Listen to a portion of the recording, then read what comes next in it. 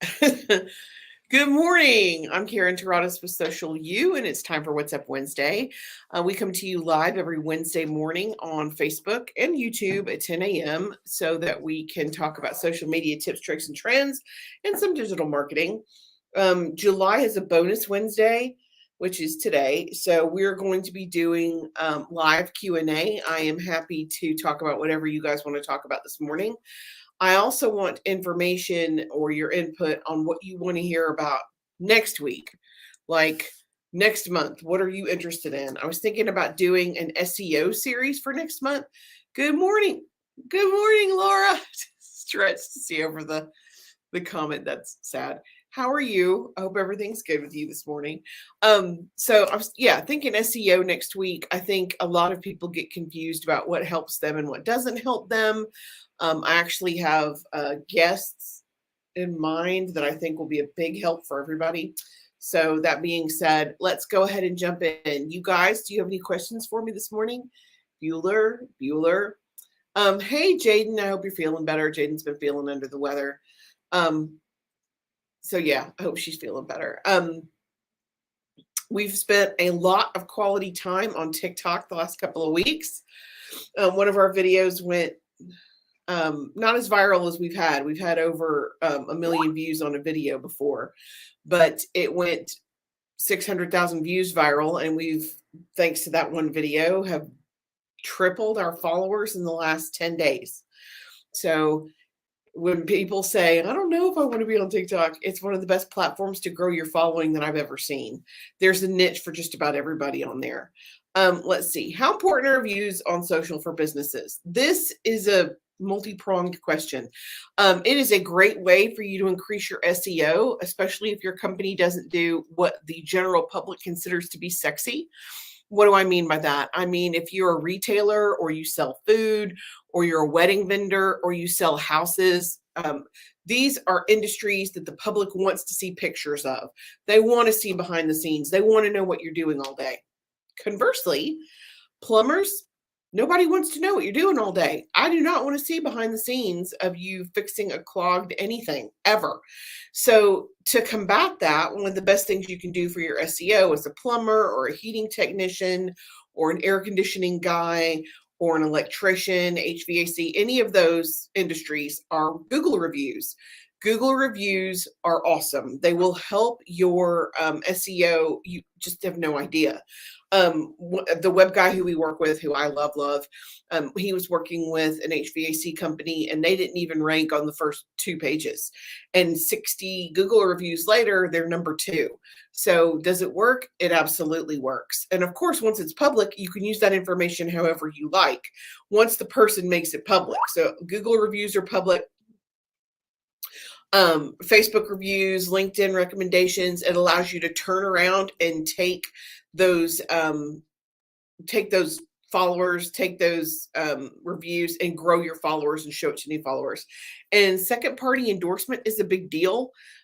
Yelp and Amazon have built careers on that. So if somebody else says you're awesome, someone who you don't know is more likely to believe 50 Google reviews than they are to believe the person talked to them. They were crazy, but it does happen. So reviews are super important, Laura. Do I need to make an event on Facebook if the event is online, much like an online sale? Absolutely. One of the benefits of having it as an event is that every single person who follows you will get a notification that you've added an event. Also, it's easier for you to go back later when you are trying to duplicate that event or have another sale. It's easier for you to pull it out of your history if it's, what's the word I'm looking for? If it's not filed, if it's, will come to me a second. If it's in there as an event, it makes it so much easier for you to put your hands on. And of course, you can do, you can promote an event just like you can boost a post, you can boost an event. So yes, online, we have had extreme success with our customers doing online promotions as events through Facebook because everybody gets to see it. Plus, it helps your stats that way too. Let's see. Anita. Good morning, Anita. Yes, absolutely. TikTok can grow your Instagram followers in 2 ways. Number one, when you get a decent following on here, There we go. When you get a decent following on TikTok, you can send them by Linktree to your Instagram page. Also, when you're using those videos for TikTok that are up to 60 seconds, you can turn around and use them as content for Reels on Instagram, which will definitely grow your followers. We've seen more growth from our Reels than anything else we've done in the last 3 years. It is like sweating blood to grow followers on Instagram. And I'm not the only industry that has this issue. It's difficult to add Instagram followers no matter what. So yes, TikTok can grow those and help you grow those followers. There's a lot of crossover between Instagram and Pinterest as well. But if you're making videos for Reels, you may as well go in there and share them. TikTok, you may as well go in there and share them as Reels. And something that I've found to be I think it's interesting, but I'm, kind of a dork. When we make a video, it never does the same on any platform. I find that fascinating. The video that went so super crazy viral on TikTok that has 1,400,000 views. You know how many views it got on Instagram? 9. It's crazy. We had a video last week for a YouTube short that didn't do great on TikTok or Instagram. We put it up on YouTube and it has been seen 4,000 times. So if it doesn't do well on one, you've got 2 more chances for it to do well. And it helps when you can put that content, you're not having to reinvent the wheel every time you make content. Hey, Madison, where do I start if I want to grow my Instagram audience? The first thing you want to do, of course, is consistency. You have to consistently be on the platform, and you need to engage on the platform in all 3 ways there are to engage. What do I mean? I mean, you have to post stories, and you have to post reels. Posts are what your people who follow you see. And when people do research on your company, that's where they go, is your feed. Stories engage the users you have and help you get new users because those hashtags are, of course, searchable, but Reels is really the best way to grow your audience because, of course, Instagram is pushing Reels right now. So they're going to let many more people see them than just your regular normal audience that you have. So if you have 1,000 people that follow you on Instagram, you may get 4,000 to 8,000 views on a video, which is awesome. And we have there's consistent growth for us. It's slow growth on Instagram, not only TikTok, but there is growth there just because we've been doing more and more reels. Seriously. So that's where you start. Okay, guys, what do you guys want to hear about next month? What topics are interesting to you? Is SEO only interesting to me, or is that something that other folks are interested in? Especially people who write their blogs still, because shockingly, there's still folks out there who own businesses who don't write blogs, which is surprising to me because it is so incredibly good for your search engine optimization, truly. Anything else? What else can I do for you guys? I would love to do a live audit if I have any volunteers. I would do that next month. I'm happy to go into your Facebook page or your Instagram page and do that as long as you're okay with it being done live. Let's see. Growing your SEO in a new market. Yes, that's a great, I think we're going to do a whole SEO series and how different things affect your SEO and what you can do to help yourself move forward. So I think seriously, that's what we're going to do next month. Becky, is SEO something I can do, or does my web person have to do it? I think there's a combination there based on how comfortable you are with what you're doing. One thing you can do that will help you tremendously is blog. Knowing your keywords, and Google has a free keyword research tool you can use. Keywords Everywhere is also available, and building those keywords directly into your blog is super helpful. We started getting much more traction when we hit 50 blogs. That's when Google decides that you're a valid resource, and that's when they really start to ping you. Of course, when you use a tool like Answer the Public and you answer what the public is asking specifically about your industry, you're much more likely to come up in a search also.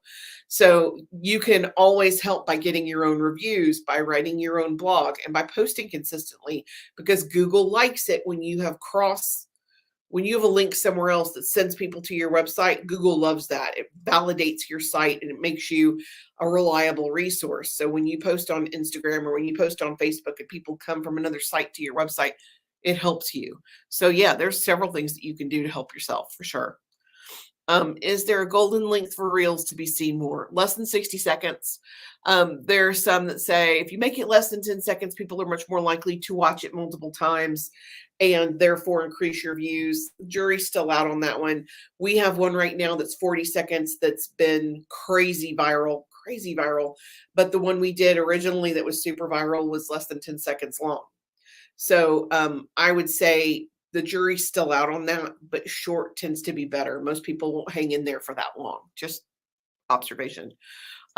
What kind of content should be on my blog? I'd say anything that allows you to kind of toot your own horn and establish that you're the expert in your field. So depending on what your field is, when you go to answer the public and you type in real estate and you get that list of what people are asking about real estate, or you type in weddings, you get that list about what people are asking about weddings, that should dictate what your topics are for your blog.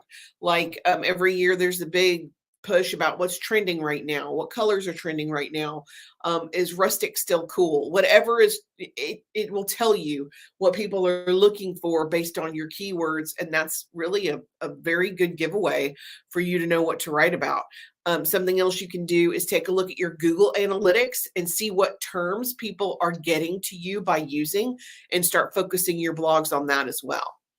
Anita's a long one. You know how you always taught us not to post the same content on Facebook and Insta at the same time. Correct. Should we do the same thing on Insta and TikTok? Maybe post the same content, but on a different day? 100%. So if you're going to post something on Instagram on Monday, you may wait 2 weeks to post it on TikTok. You may wait 7 days to post it on TikTok. You can definitely reuse that content across all the platforms. I highly recommend it, because you're going to lose your mind if you're trying to create shorts for every single platform that are unique to the platform, truly. And most platforms speak to different audiences. So when you use the video, if you change your caption, it can help you. If you change your title card, that can help you. But like I mentioned earlier, you're going to get different traction from different resources. Wow, I am super not caffeinated enough. Going to take care of that in just a minute. So if you have an awesome video that's great content, there's no reason you can't use it on Instagram and TikTok and YouTube and Pinterest, because now you can pin. Idea pins are basically shorts, they're stories, so there's no reason you can't pin them there too. Use the content, use it everywhere. Just don't do it on the same day. You don't want to train your audience that they are, and if every algorithm on every platform is different, so there's absolutely no reason why you can't get the most traction out of that video as possible. And again, I'm always surprised at how much traction we get based on the platform. The video, when we hit 900,000 views on the first viral video, we had 9 views on Instagram. 9, which blew my mind. And then like none on YouTube. So one that didn't do particularly well that we posted last week on Instagram and TikTok, which I thought was great, did great on YouTube for 4,000 views. So you just never know. Different audience on different platforms, you're going to get different numbers. How can I find trending sounds easier? Well, the first thing you need to do is get on there and poke around a little bit. It's much more likely for you to know what's trending if you watch a few videos. Something else you can do, of course, they have sounds that are available to you. You can go to those sounds and see what's being downloaded the most, and that will give you a great indication of what's actually happening right now that's trending. And there's a lot of power there.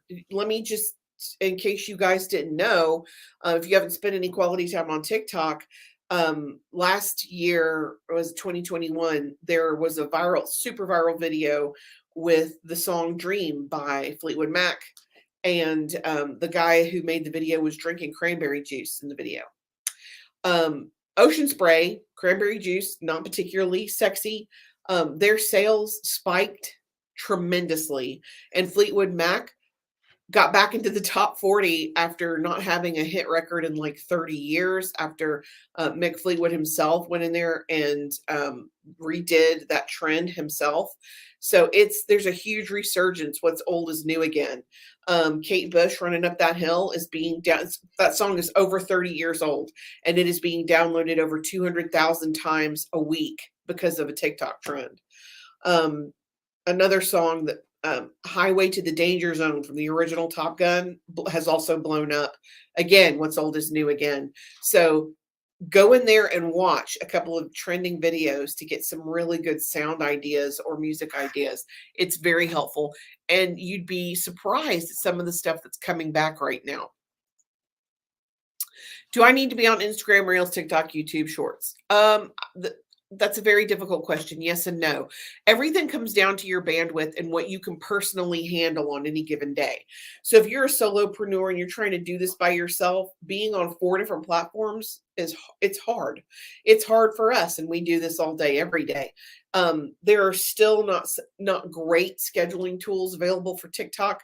There are no scheduling tools available for Reels. You have to get in there and push that bad boy manually. So it's rough. So can you be on all the platforms? 100%. Can you schedule them? A little. So do what you can handle. If you can only handle creating Instagram Reels right now, that's great. TikTok will be there when you're ready, and you can go pull those videos and use them directly on TikTok. You don't have to, again, reinvent the wheel. You can recycle your own content for YouTube or pin stories, pin ideas. Idea pins, seriously need more caffeine. TikTok or Reels, all of that can be used across the board. But you have to do what works for you also. So I guess it's more of a 2-part question. Do what you can handle, but also go where your audience is. If your audience is primarily on Facebook, stick on Facebook. If your audience is primarily on Instagram, stick to Instagram. You do not have to be all things to all people. We are one of the rare exceptions because I'm a social media company. We have to be on every platform because we really have to know more about what's happening so that I can talk to you about how we do what we do. I would not know as much about TikTok trends if I wasn't on TikTok paying attention to what's going on. Same thing for Instagram. You have to spend time on the platform to kind of understand how it works and get the feel of it. So yeah, you can do it all, but you don't have to do it all. Seriously, it can be overwhelming, and I'd much rather have you post consistently on 1 or 2 platforms than to try to post on 5 and get overwhelmed and shut down. So do what you can handle. That's it for me, I guess. I think if you guys have suggestions for topics for next month, I would love to hear them. Put them in the comments or send me a direct message, but I'm leaning towards SEO for next month because I think it's still kind of voodoo. I think a lot of people don't understand how it works, how it can benefit your business. We are still coming across businesses who don't have websites, which blows my mind. So we're going to get into that next month and really take a hard look at it. That's it for me this morning. Thank you guys for joining me. I appreciate your time. And if you have any questions or if you missed the live, if you leave a comment, I'm happy to answer. You can always join Social University. It's $10 a month. We answer those questions in 24 hours. And I've got to tell you, my team is speedy. They've been beating me to the punch lately. So somebody will be on it pretty quickly. And of course, we do Canva highlights in there once a week. We do downloadable, teachable content once a week. We go live once a month, live Q&A. And all kinds of fun stuff in there. So let me know if you guys have any questions or there's anything else you need. Until next week, I'm Karen Terradas with Social U, and I'm here to help. Thanks.